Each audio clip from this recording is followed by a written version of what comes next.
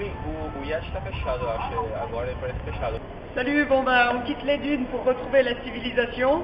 Et donc on se retrouve à San Luis, la ville natale de Grégory, où on retrouve André, un de ses amis d'enfance, qui va tout nous raconter. André, muito prazer. Bom, igualmente. Então, André, conta um pouquinho pra gente a história da cidade. Bom, São Luís é a única cidade do Brasil fundada pelos franceses, em 1612.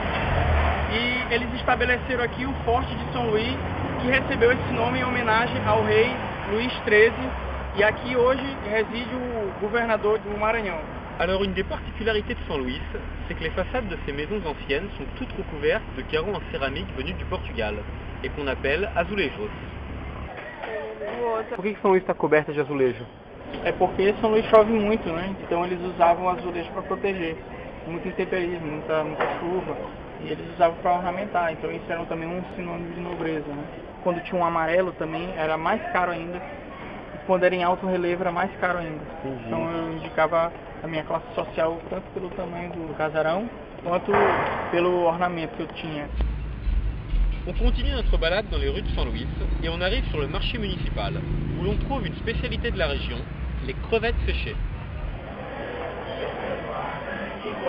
E aí esses aí são com esse mesmo fazendo ele que é francês.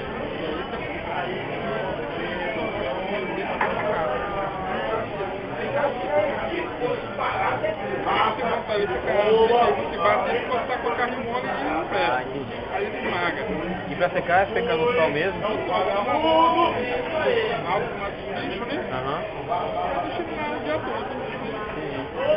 Pô, nunca ia imaginar que ia ser tão fácil pescar um camarão, sabe? Quelques rues plus loin, on arrive sur la fontaine du Ribéran. Alors selon la légende, il y a un énorme serpent de mer qui vit dans les galeries, derrière les grilles de la fontaine. Et il paraît que le jour où le serpent mourra, toute l'île sera engloutie.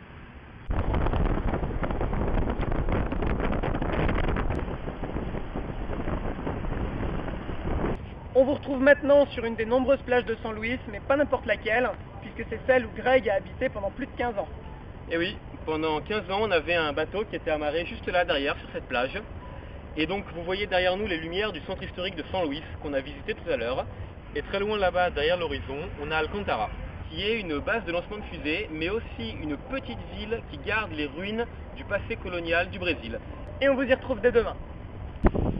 On se balade donc dans les rues désertes d'Alcantara. Le soleil tape fort.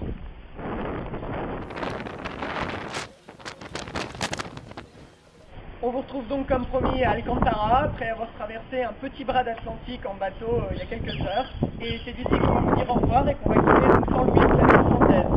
Et voilà, il est temps de reprendre la route, on est en direction de Belém et on compte y arriver ce soir si le temps le permet. Ça va être notre première expérience d'Amazonie. Nous on attend ça avec impatience. Et puis il ne nous reste plus qu'à vous dire, c'est que the trip.